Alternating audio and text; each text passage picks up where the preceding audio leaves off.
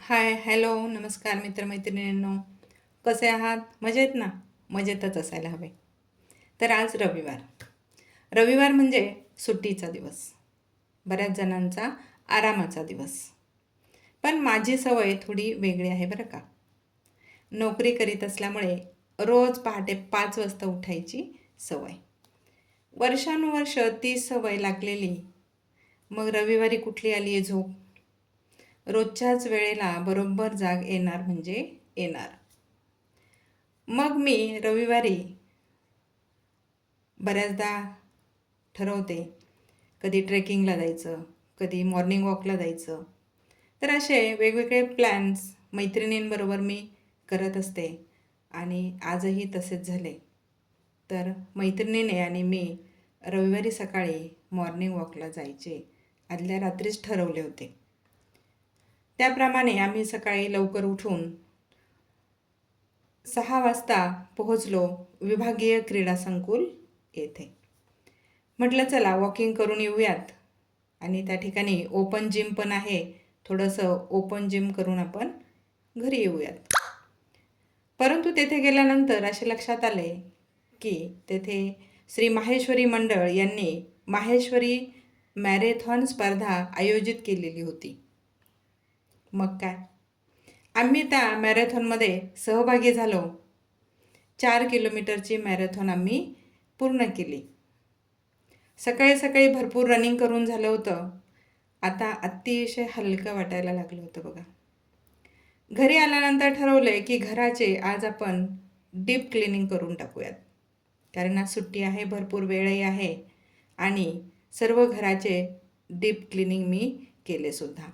नको असलेले कपडे, इतर सामान, सगळं काही अनावश्यक गोष्टी, कचरा काढून टाकला, फेकून दिला. जे फारच अवजड सामान होते ते माझ्याकडून सरकवले गेले नाही किंवा सरकवणे शक्य नव्हते. घरात मदतीलाही कोणी नव्हते. मग मी विचार केला की येथे तसाही आपला फारसा वावर नाही आणि ते स्वच्छ नाही झाले तरी आपले फारसे काही अडणार नाही.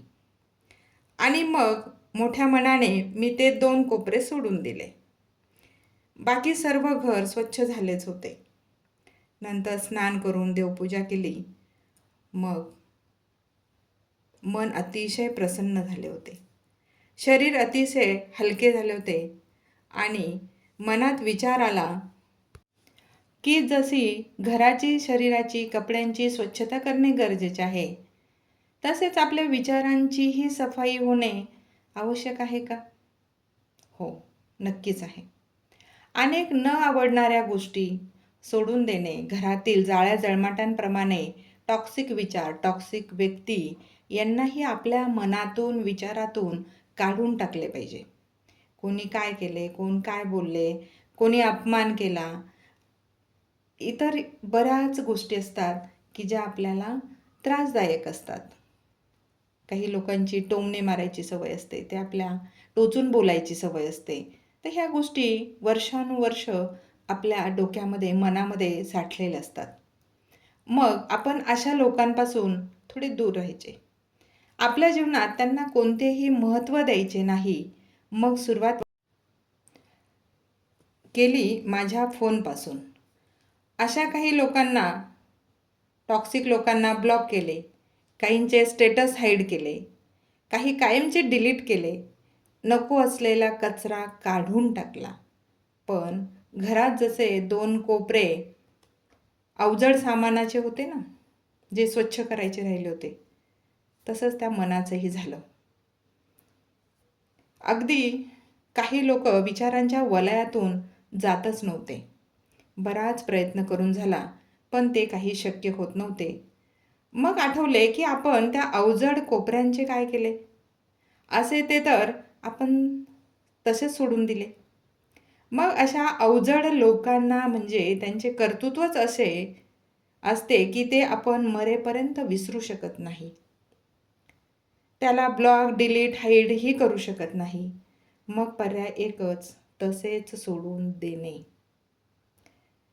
म्हटलं काढू त्याला, पण जरा सवडीने. आणि आता मन आणखीनच हलके झाले होते. आणि पुढील आठवडाभराचे नियोजन मी सुरू केले.